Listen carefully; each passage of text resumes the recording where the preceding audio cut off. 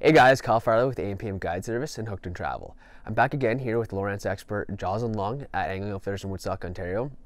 And today we're going over the Elite FS from the Lowrance. And today we're going over your best settings for one of the best selling units in North America. And we're going up the settings, the setup, and how to fine tune this unit for your best possible results on the water. Stay tuned, guys.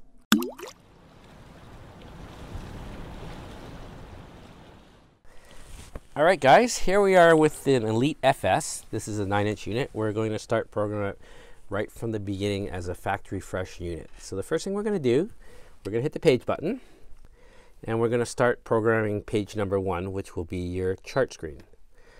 Orientation from the factory is always set up at north up, and I prefer to use heading up, which is the same as a car GPS, which means the map moves, you always stay in the center of the screen. So we clear cursor, and now we're facing upwards. Okay, the next thing we like to do is we always put a course extension onto the front of the boat or where you're heading. So I hit the page button, we go to the gear button, we go to chart, and we hit the heading extension, and it's already set at 1 mile. So in front of your boat you have a 1 mile bar, so you can reference where you're going to go and what you're going to go towards. So that's your heading extension. Look ahead. Look ahead locks you on the bottom of the screen, so when you're running, your boat's always in the center near the bottom of the screen. The map moves. So that's a really nice feature, especially if you're in the fog or at nighttime or you don't know the area that you're running in, or you're following your old trail back. So it's a nice feature to have. It's called Look Ahead. I always click it on. The most misunderstood item of all the Lowrance products is putting information on the screen. You can put any type of information on the screen anywhere you'd like to have it. So on the map screen, we hit the power button, we hit the edit, we go to add. So the first thing we're going to do is put the compass heading. Next thing we're going to do is put the time, which is your time. Then we're going to put your other, which is your voltmeter, to make sure everything's working on your boat. Now on the map screen, which is not an important screen, we like to put trip. So we go to the trip, and we'd like to know your yearly distance, your trip distance, your average speed, and how fast your boat goes. So maximum speed goes away from here, make it smaller, negative button. We have our average speed, which we keep big. Your trip distance we keep big, and your yearly distance we make smaller. So we've put information which is a log of what you've done for each day. Voltmeter, we bring it down, we make it smaller. Time, we move it down. Compass heading, we put over here. And we're going to add one more thing because we forgot to do it, and we'd like to know our depth. So we've got our depth put on the screen. We move it over here, and we make it larger because your eyesight's really bad, and we make our speed bigger. Then we save it. So we've just put a bunch of information, any size, anywhere, any type of information you'd like anywhere on the screen. So that's screen number 1 program. Now we're going to program screen number 2. Hit the page button. They've already pre-made it. It's map with fishfinder. Enter. We've got our map, we've got our fishfinder. First thing we want to do when we're running at high speeds, we want a bigger map, smaller fishfinder. We hit the power button. We go to adjust splits. We make the map bigger. We save it. A nice feature that Lowrance has is you can get rid of the manual toolbar to have a bigger screen when you're running. So that gives you a bigger map, bigger fish finder, and if you want the menu button again, just hit the menu button. Now we're going to redo the overlays, which is what we did on page number 1. Hit the power button, hit the edit button, move the water temperature over, move the depth over, make the depth bigger, positive, make the water temperature smaller. Speed is bigger. Now we're going to add information. We need our compass heading. We need our time. We need our voltmeter. Now we don't need the trip meter because the trip meter is on the map screen. We make the voltage smaller. Time's good. If you're late for dinner all the time, make your time bigger. But we don't need it that big right now. Compass heading goes here. Then we save it. So that's map with fish finder. Now we're going to customize the fish finder screen. Here's the fish finder. We're going to do the overlays, and then we're going to customize the fish finder. Hit the power button, hit the edit, go to add, slide it up. We'd like to know our compass heading to keep the boat straight. We'd like to know the speed of the boat. We'd like to know what time the wife wants you back for dinner. And we need to know our voltmeter to make sure everything's working fine on your boat. On a lot of the new boats, especially with a lot of electronics and a lot of scanning systems, you have to keep your eyes on the voltmeter so you can start your boat. All the Lowrance, all the Humminbird units come with an alarm system that you can set. I'm going to show you that in a minute. So we make the voltage smaller. Water temperature is good. Compass heading is good. Boat speed is good. Boat speed made larger. Depth made larger. Save. So we're going to set the alarm for the voltmeter so it doesn't hit a minimum number so we can start your gas motor. Hit the page button. Hit the gear button, go to the alarms, go to settings, go down to voltage. Where's the voltage? Right here. We've got the voltage alarm turned on. We hit the alarm button. So we want the voltage alarm set at 11 volts because if the volt goes to 11 and it goes below that, the alarm will go off. That means you better start your boat and run down the lake for 5 minutes to charge up the battery so you can start your boat motor later on in the day. So that's a great feature, is running the voltage alarm. Okay. Now we're going to go back to setting up the fish finder. So the most misunderstood things of all sonars and GPS unit is understanding the sonar. This is our fish finder screen. These are the factory settings, which are not to our likings based on what we're using it for. So Lowrance has many different modes. Half of them are saltwater, half of them are freshwater. Generally means over 100 feet of water. Shallow means less than 100 feet of water. So for Lake Erie, Lake Ontario, and Northern Ontario bass fishing, generally if you're fishing less than 100 feet of water, we'll stick with shallow water mode, and that's considered shallow for Lowrance talk. Deep water is considered over 1,000 feet of water. Okay, so we're going to summer fish. We have a good ice fishing video, then we would set it on ice mode. So we're going to stick with shallow. The pencil mark means once you program the modes in shallow, when you customize it, it's going to save it as a memory. So when you go back to general, back to shallow, you don't have to reset the fine-tuned parameters. That's an awesome feature that Lowrance has. So let's talk about the speed of scrolling. So we go to the advanced mode. We turn off the top filter because I don't need to see what's on the very top of the lake. We're going to talk about the scroll speed. The factory setting for the scroll speed is at normal. So at the normal setting, that gives you a good rate of return when you're trolling.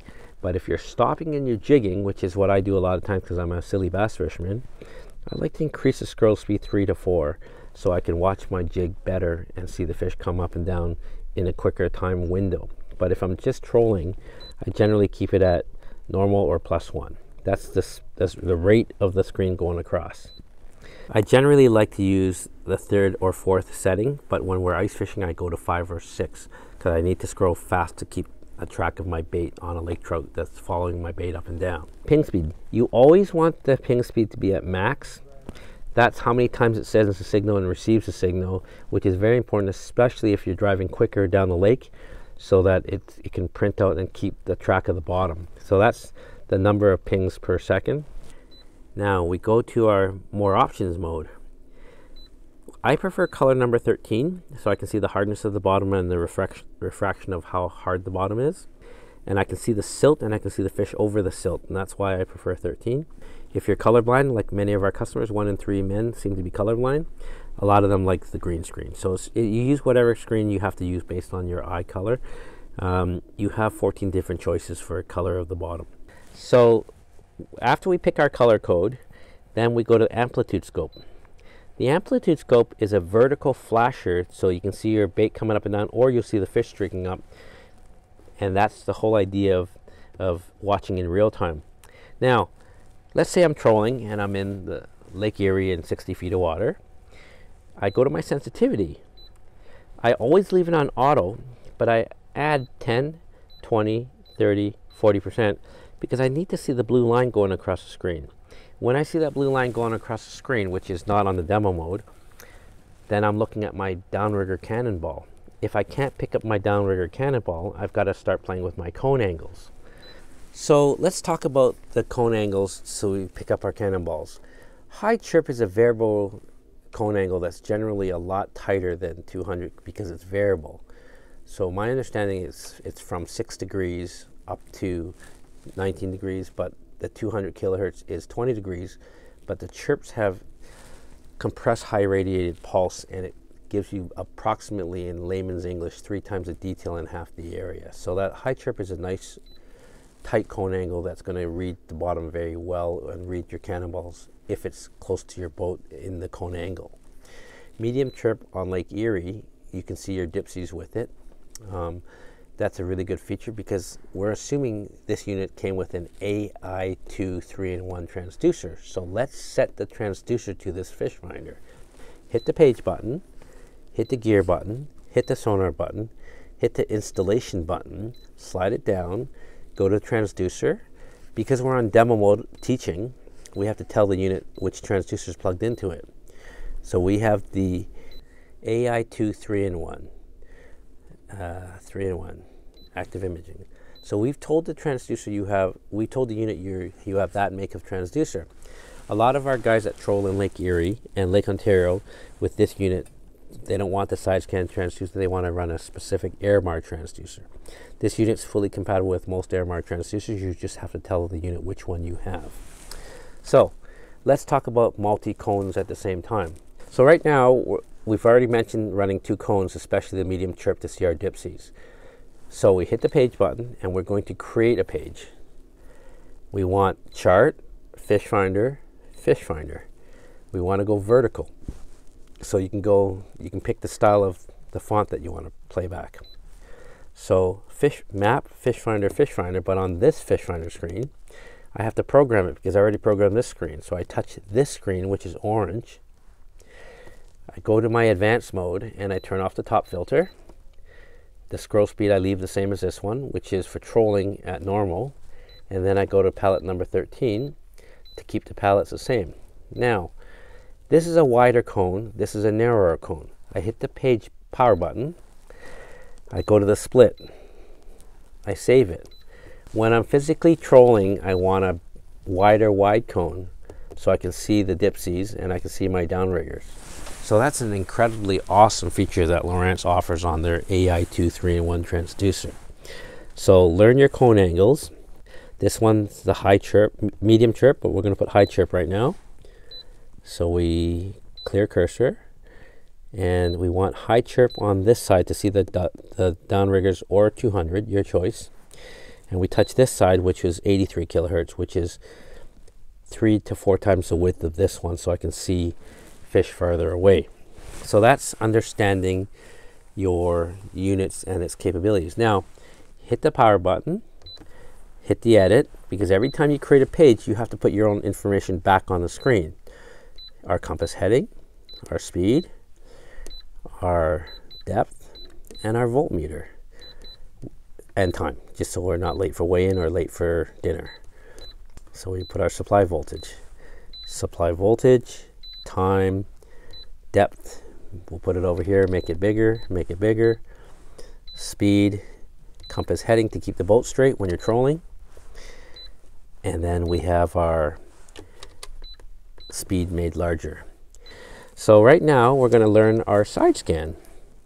Factory settings, I like the blue screen. You pick the color that works for you. Side scan is an absolutely incredible system. We like to play with the colors so we can see it on the color that we like. I prefer color number 1, which is a blue-green color, and I also want a larger side scan screen. So I adjust the splits. There's my side scan. So side scan is flying over the lake with no water, picking a filter to put on top of the lens. Right here is a berm of gravel or sand, and we're trying to mark air bladders of fish. There's 2 fish right here. So I zoom into the fish, I mark the fish, I center the fish, I zoom in again, then I save a waypoint, and we're going to talk a bit about waypoints right now. I'm going to pick a red fish, but I'm going to call it a blue fish. We're going to save it. It's going to show on the map where the fish is. So we go on the map screen and we understand what it does. We just saved the fish. And if I want to catch the fish, I touch the fish. It's going to tell me it's a 180 feet behind left of the boat. An absolutely incredible feature, but let's talk about an even better feature. Hit the waypoint that we just saved, which is a bluefish number 1. Hit the edit button. It's going to tell you the time that you saw the fish, the date that you saw the fish, the depth the fish was marked at. That is the most incredible feature of Lowrance. Every waypoint that you save is a full log that is very important when you go look at it a year from now, if it's a morning spot, evening spot, night spot, if it's a deep water spot, spring, summer, fall. It's an incredible log system, and it's very important, especially if you're starting to learn your fishing. Kyle has a video on waypoint management. It is so important. The worst thing I see at the store every day is when people are on their map screen, they've got 500, 600 blue dots. That is absolutely silly, because when you buy the units from the factory, every waypoint saved as a blue dot. Do not do that. My special waypoint is a blue stop sign because it's a custom waypoint. That means I got to go look at it. So a smart person would take their waypoint, pick the waypoint. A rock pile is a rock pile. A weed line is a weed line. A piece of wood is a tree symbol. Learn to save your waypoints and manage your waypoints, so a year from today, when you look at your unit, you can see where all the logs are, you can see where all the rocks are, you can see all the magical spots, you can see where your sunken boats are, anything you want to pick. It's almost limitless, because you get to pick different symbols and different colors, and you can label each one. So as a side note, we pick our symbol. We want to put a note on there. So we hit more options. You can put a note here. Won the salmon hunt. 36-pound salmon. Here's your date and time. Save it as a dollar symbol. I'm just having fun teaching you. So it's a dollar sign or it's a stop sign, whatever you want to pick. Okay? So learn your waypoint management. It's very, very important. It's a beautiful feature that Lowrance has. It's an incredibly great feature. So on the side scan screen, the general rule, it's going to be automatic for the range, but if you want to see more or less detail, you can set it wider or narrower. Frequency, there's either 455 or 800. For me, fishing in 20 to 30 feet of water, I play with both frequencies, and whatever color seems more clear, that's kind of what I pick for that time.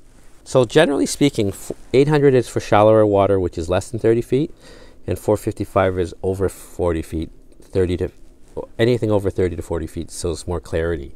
So you can play with it, and sometimes one will be better than the other if you're not positive about it.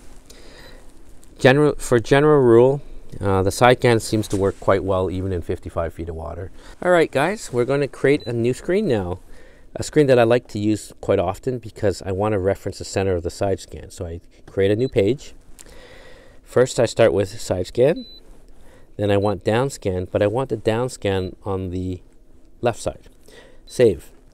So I'm going to modify the left side first. I'm going to go pick the same palette color, and then I'm going to resize the window. So generally speaking, we clear cursor.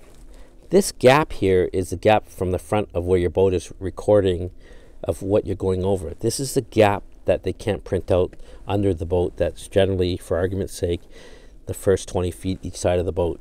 And that's the image in the black gap from the side scan, because you can't print out from the dead center of the boat.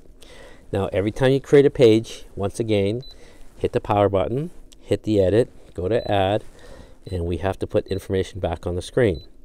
Now, a lot of you guys might be wondering why I keep hitting course over ground. Course over ground is a great feature that allows you to understand the degree that your boat is physically heading. So we're going to just do the overlays simply, and then I'm going to go back to course over ground and show you how nice it is. Compass heading to keep the boat straight. Speed, increase it, save. Let's go to the map screen. Course over ground, what does it really mean? My boat's right here. I want to go right to this corner here. It's 456 feet away from you, but you have to head 242 degrees. Turn the boat to 242, you're right there.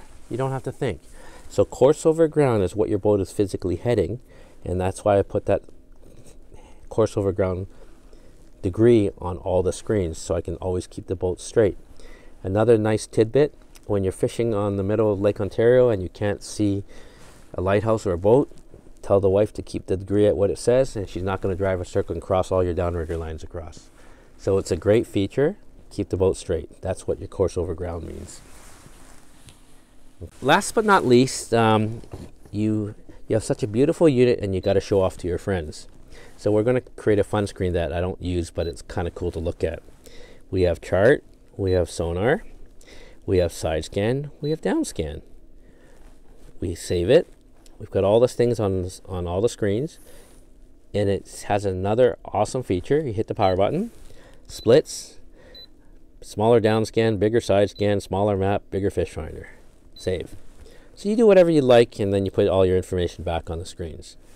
So quite an incredibly good feature that's cool when you want to show all your friends, having all 4 screens at the same time, and you can play with any screen you want and understand it. Thanks guys for watching our video today. I hope you have a better understanding of your unit and how to apply it on the water. If you like our videos, please like and subscribe. Have a good day guys. Tight lines.